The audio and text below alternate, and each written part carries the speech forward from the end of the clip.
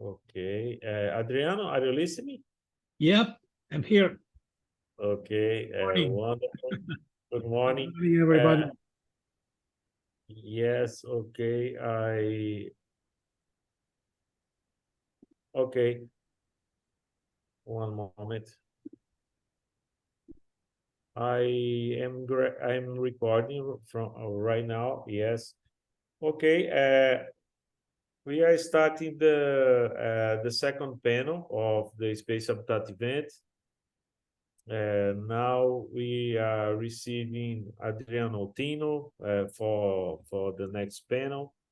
Hello, Adriano. How are you? Hi, Julio. I'm fine, thank you. And you? Yeah, I'm fine. Yes, let us share here the brochure about this talk, this panel. Okay, one moment, only to share with our colleagues. This panel is about the 18th SDG, the Sustainable Development Goal, to 18th SDG to accelerate the design and building of space infrastructure and habitats in the geo-lunar space. Yes, okay, Adriano. Do you let I read the curriculum of Adriano Autino a little bit. Adriano Autino is the Space Renaissance International CEO and founder and he's working on space renaissance philosophy, humanist approach to the future of civilization.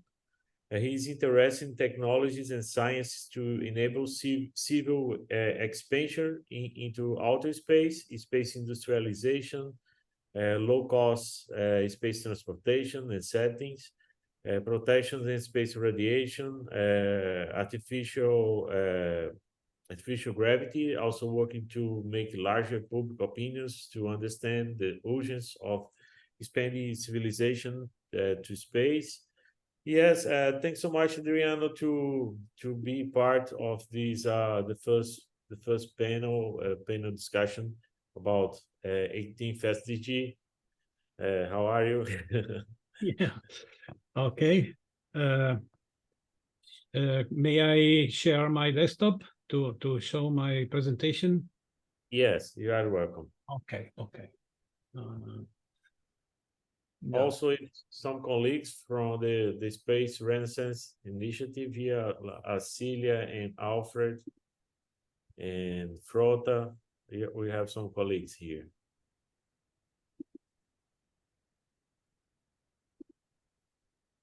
Okay. Okay.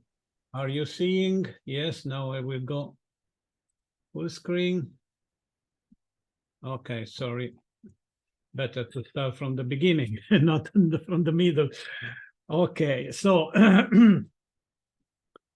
excellent. So thank you very much, Julio, for including me in this conference that is organized by Space Habitat Marte Brazil, and Space Renaissance International is a co-organizer too. And yeah, we're very happy to participate and to give our modest contribution to yeah, to the knowledge and to the initiatives that are going on, particularly the proposal of an 18th Sustainable Development Goal to be added to the UN 2030 Agenda for Sustainable Development. The title of our proposed SDG is Space for All on Earth and Beyond. And yeah, I think it has a particular important meaning when we talk about space habitats, because there are some things that need to be kicked off, need to be initiated as soon as possible. And therefore, okay, my presentation will focus on this aspect of the current critical age. So let's start from 2015, that can be considered a turning point in history, because it was the first experimentation of the Falcon 9 as a reusable rocket by SpaceX. So reusable rockets have changed the paradigm. The cost of launch is coming down between 3 to 5 orders of magnitude. So space is no longer affordable for few, for governments, but low-cost access to space offers opportunities to many more initiatives and private and enterprises and so on, commercial enterprises and so on. So scale is now relative to our aspirations. The long-awaited condition, low-cost access to space, has begun and is now, from 2015. So it's already 8 years going on. And of course, reusable rockets have gained the majority of the, about 70% of the market of the launches. But, okay. So nobody can deny that we are in the middle of a global crisis of our civilization, because new conflicts rise up each year. We had the Ukrainian crisis that's not ended yet, and we have now the Israeli and Palestine crisis that is going on with the large number of dead people and incredible humanitarian issues. Not these two crises are coming over the previous crises that are not ended: the climate change, the pollution, the migration, the big migration, and a lot of what we can call multiple crises that are gripping our civilization. So space, what we say, space is the answer to this big crisis, because, okay, space does not automatically force ethical maturity. That remains our choice and responsibility wherever we are. Yet space offers a virtually unlimited platform of material resources and energy, and objective conditions supporting social growth, freedom, and peaceful competition and collaboration. The space offers us the possibility to relieve Earth's environment from the burden of our industrial development, because we can move our industrial development outside and transforming Earth in a beautiful garden, naturalistic garden. And in space, we can also learn better how to become the best stewards of the Earth and life as we know it. So space is the answer for resources, for energy, for new territory and space for development, for the environment, for the population issues, and for the social issues, because having an abundance of resources can give a platform to support social growth, everybody, all of the 8 billion and growing Earthers that we have now living on planet Earth. This process is not to be given for discounted. Humanity's launch window could close very soon. 2025 to 2030 will be a crucial crisis point in history.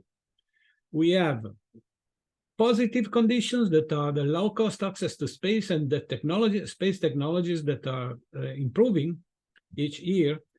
But we also have a negative condition, the social, financial, environmental, and geopolitical crisis. So it's definitely important, it's crucial that humanity invest in providing for the future before the problems that we have in the present overwhelm our basis for rational action. We are 8 billion now, we will be maybe 9 billion in 2030, and we can imagine that all the problems that we already have will be increased because our growth in a closed system brings to problems, and we hope also that bring to solutions. Yeah. the longer we take to expand into space, the more difficult it will be. If there is no new frontier to reinfuse hope and confidence in a better future, social fears will trigger conflicts and wars, paving the way to a reversible civilization implosion. So we have to think about transforming our understanding of economics. Economics so far means distribution of scarce resources, because we are always reasoning with the resources that we have in our planet. But we have to start thinking about another kind of economics. That is an economics of the abundant resources, virtually unlimited resources that are in the solar system. This is a big change, a big step to maturity. And it's a cultural step to go. And we have to start doing even before going outside, because of course when we will be outside, we will have the physical sensitivity of the abundance. But while we are here on the bottom of the gravity well, it's very much more difficult. We have to exercise our imagination and our capability to think how it could be if we had abundant resources. We need wars, but yeah, well, okay, we never need wars, but we know that wars occur because at a certain point, somebody thinks that have no choice, no other choice than the violence. But we need, with an abundant platform of material resources, will that be still a reason, a rationale to start a war, to fight for a small piece of ground on our planet? No. There are millions of asteroids in our solar system, an enormous quantity of resources, water, oxygen, metals, and everything. So, okay. So some urgent tasks to be initiated before 2030.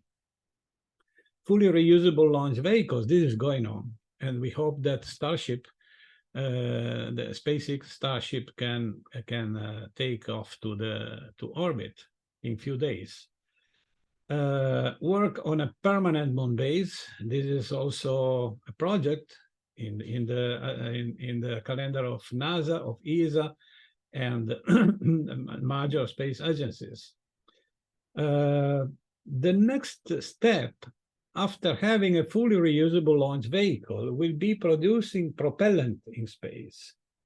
That's very important because when we can produce propellant in space, we don't have any more to bring everything from Earth.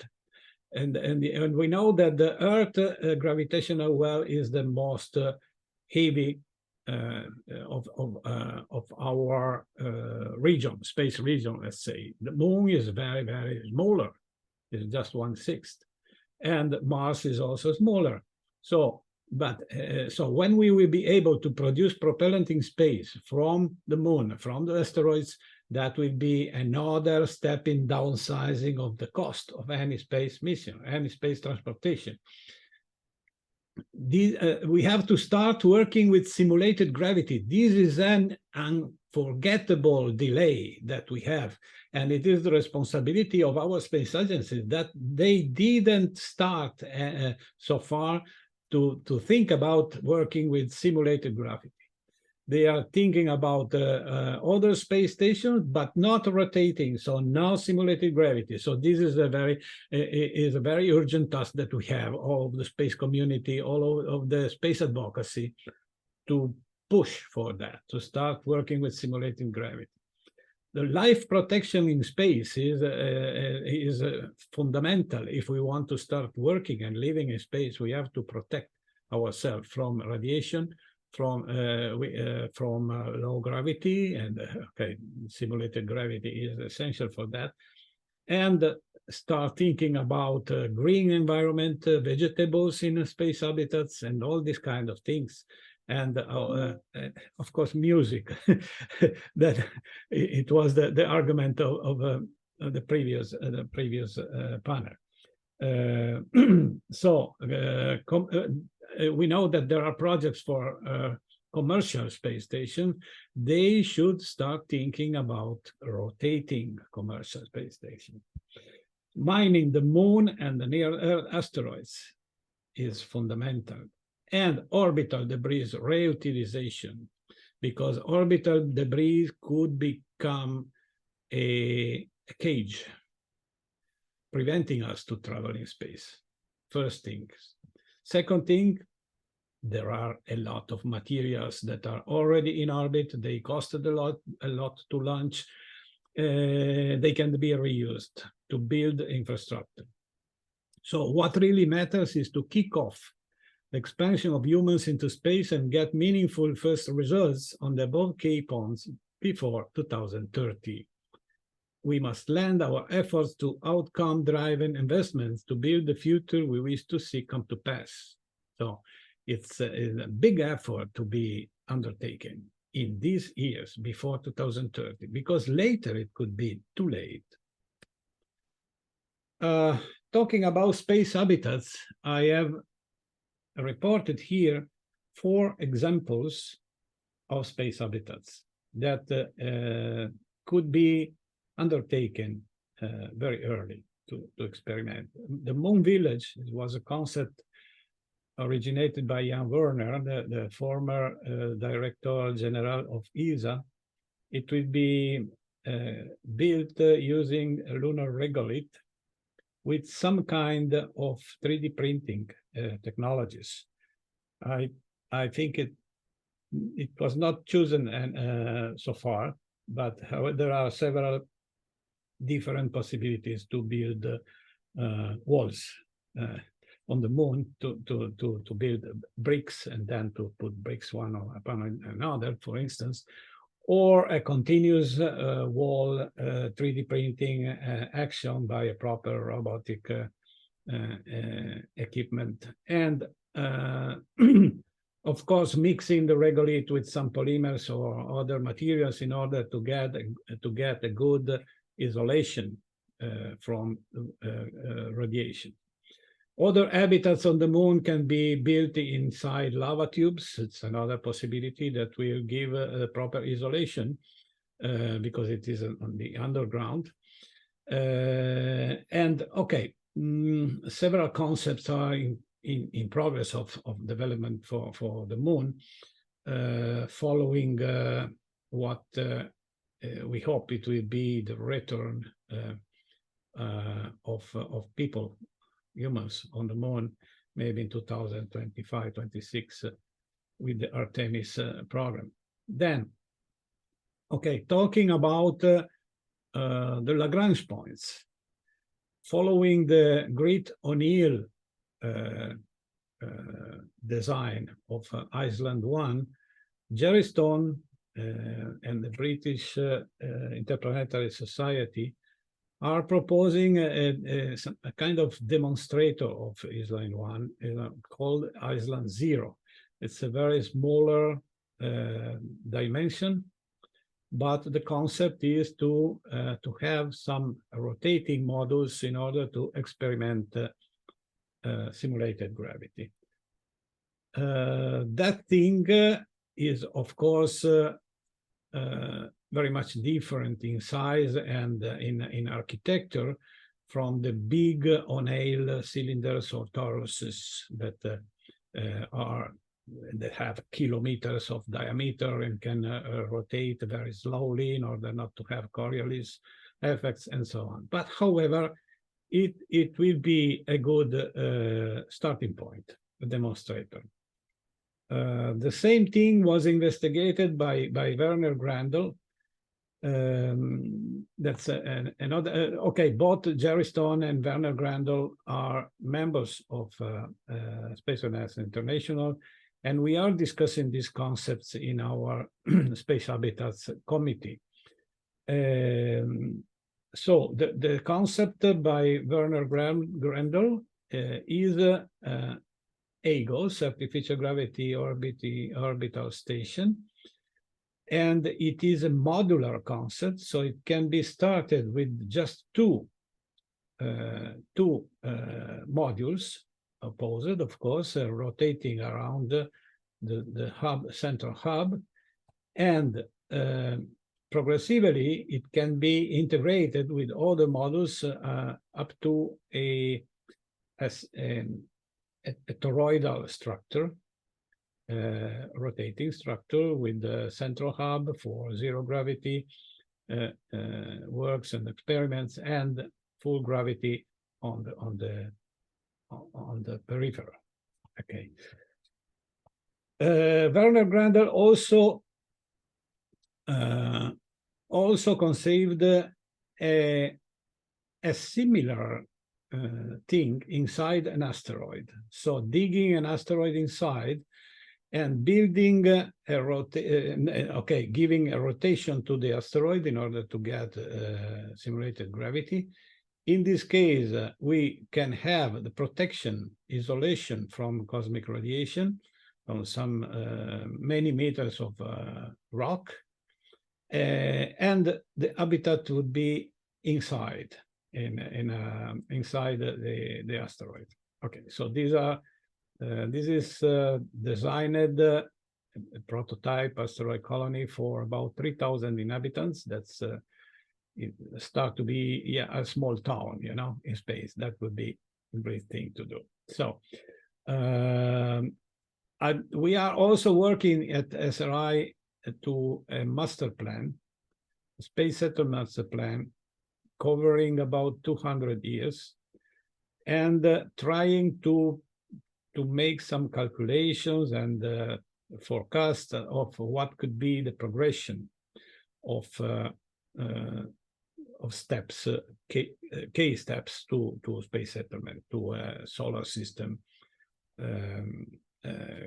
I don't want to say colonization, let's say settlement and expanding communities in space. Okay. By the way, Jan Werner is also a member of SRI. We offered to him the membership, honorary membership, and he accepted, and is working with us on the Space Law Committee on several interesting things. Okay. Coming to the UN 2030 agenda. Julio, please tell me if we have time constraints and what time I still have, or no problems. You are okay. You can continue. No Good. worries. Let's go on. So the point is the UN 2030 agenda needs a major update. All the 17 UN SDGs adopted to date require resources and the generation of new real wealth to be meaningfully addressed. The 2030 agenda was conceptualized during the traditional aerospace age, before 2015, and space technologies are already supporting SDGs on Earth, but demonstrated not enough for a really sustainable development. Indispensable, urgent to start a civilian-led space development, both private and public. We propose an 18th SDG to be ended, space for all on Earth and beyond, expanding human communities into outer space to benefit everyone, everywhere. Okay. So if we look at the 17 SDGs as they are listed on the UN website and all the materials, promotional materials, we see no difference. We see no hierarchy between them, among them.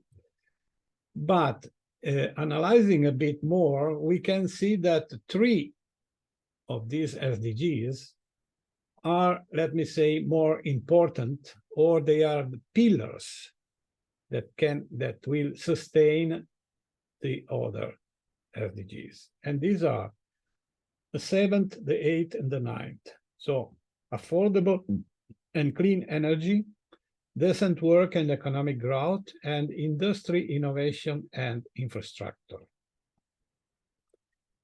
So what does it mean? It means that all of the remaining 14 SDGs will be sustainable only if these 3 SDGs will work, providing the necessary activity, industry, economical, and everything. So the point is, if we redesign the hierarchy of the SDGs, giving the proper weight to the 3 pillars, the key question is, are these 3 SDGs sustainable? The answer is no.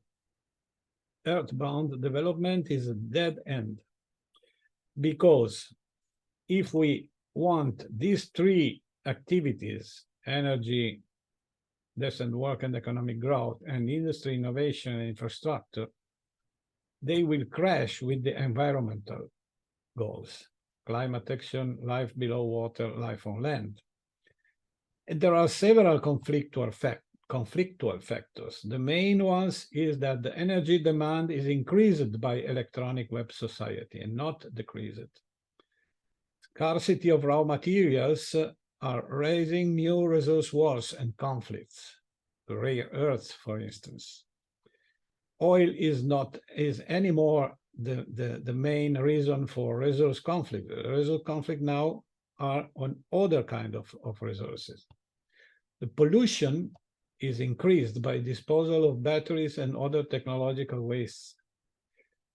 Oceans will be overexploited and polluted, and social conflicts increased by multiple crises. So the point is, our proposal, in order to make the industrial development, the 3 points of industrial development, really sustainable, we need a key sustainability factor. We need space. We need to develop civilian space, to expand our activities, our industrial activities in space. That will assure the needed sustainability for the industrial development and for the human life goals, and for the environmental goals, and for the methodology, that is peace, partnership, and responsible consumption, and all these kind of things. So, what is the contribution by the 18 SDG to the other SDGs? Energy. Relocating the industry in space will halve the energy demand on Earth, so we will have less demand on Earth's surface. Beneficial growth, civilian astronautic industry will relaunch economy, global economy, supporting all of the human life social goals. Peace and collaboration, the wars for resources will be relegated to history, finally. Environment, planet Earth will be relieved from industrial burden. And the cosmic safety, something that is not included in the 7th SDG, but is real, mitigating the risk of cosmic threats, because if we will be settled in space, we can better control incoming asteroids and all these kind of things.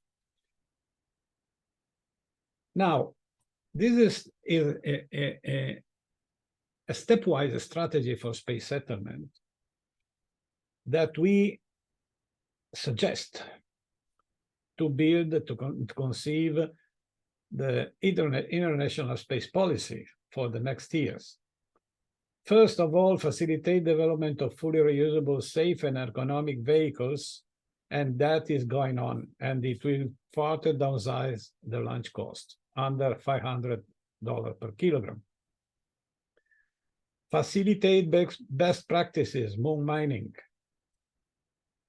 Why best practices? Because we don't want to repeat on the moon the same mistakes we made on Earth, with crazy mining everywhere and so on. So we have to mine in a well conceived and bounded way. Facilitate best practices, asteroid deflection and mining, the same thing that we can maybe start on, let's say, 2025. Kick off industrialization of the geo-lunar space. Then salvage and reuse orbital debris. This is something that is combining technological, financial, and legal aspects, because as we know, the Outer Space Treaty doesn't allow to recover big wreckages and debris because of the property of these objects. So to think about a salvage and reuse system, international salvage and reuse system, is very urgent. Produce propellant in space will further downsize in space transportation costs under $100 per kilogram. Facilitate on-orbit spacecraft servicing. We think about refueling, about maintenance of the satellites, and a lot of activities, a relocation of satellite, refurbishing, everything what we can think about spacecraft servicing in orbit. And 2030, build industrial infrastructure in the geo-lunar space, and this will probably lead to a space economy worth $3 trillion, and the global economy relaunched by this. Protect healthy life in space, cosmic radiation, simulated gravity, green environment, ergonomics, and comfort. This is fundamental, because only this activity will really allow living and working outside Earth atmosphere indefinitely for long duration.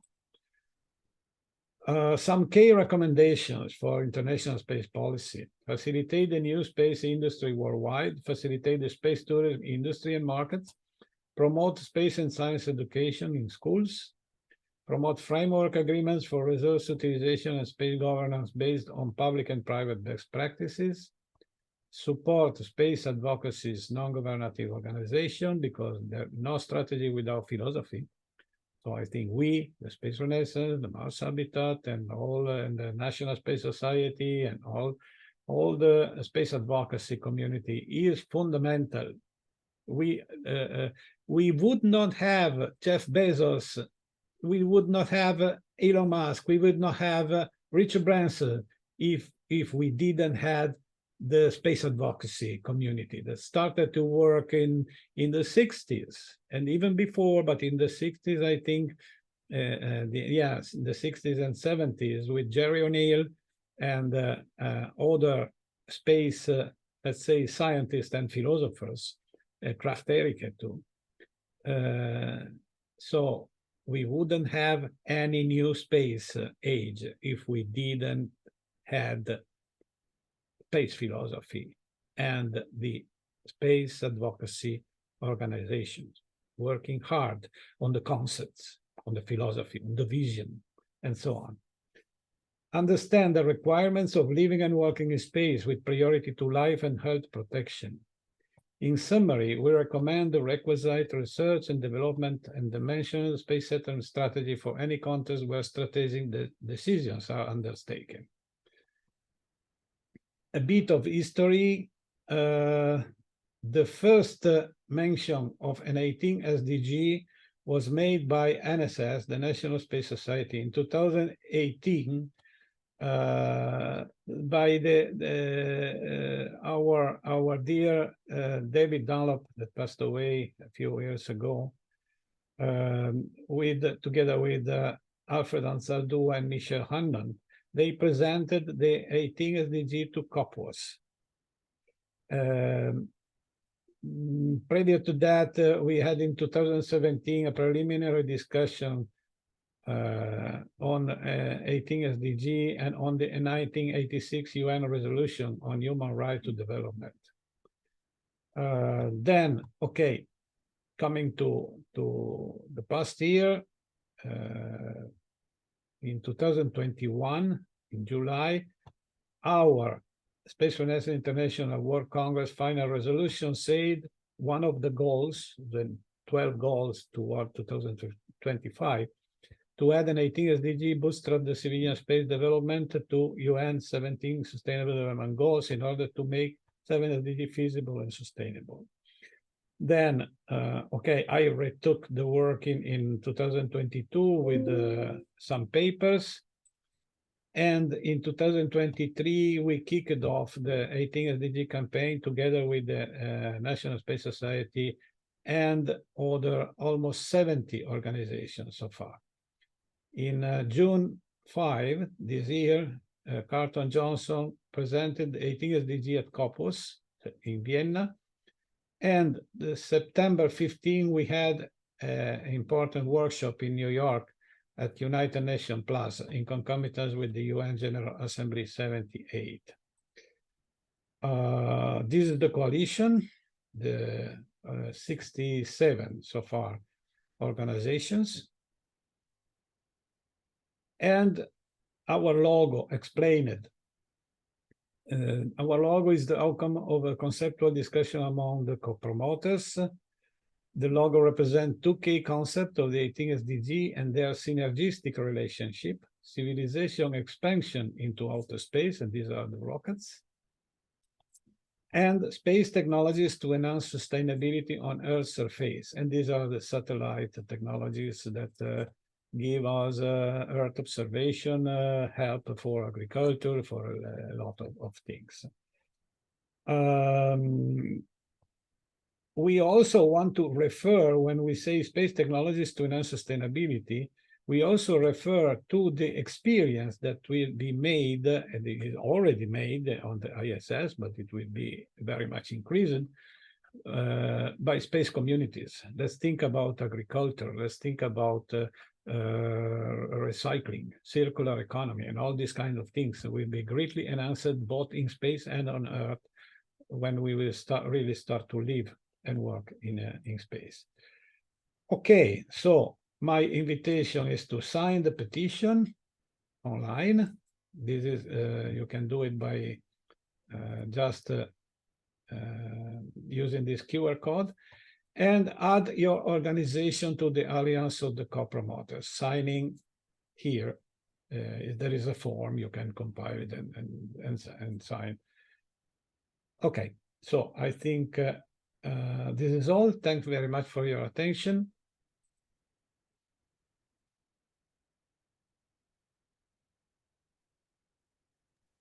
Thanks so much, Adriano, for your presentation. Also, I prepared something to share about the how Habitat Marte is collaborating in some topics of the Sustainable Development Goals. I'll try to be quick. I have only around 15 minutes to talk about, but it's okay.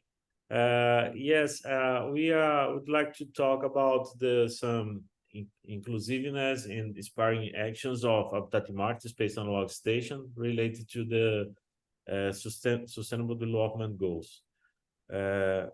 We can see a lot of students, also adults around the world, interested about the astronaut experience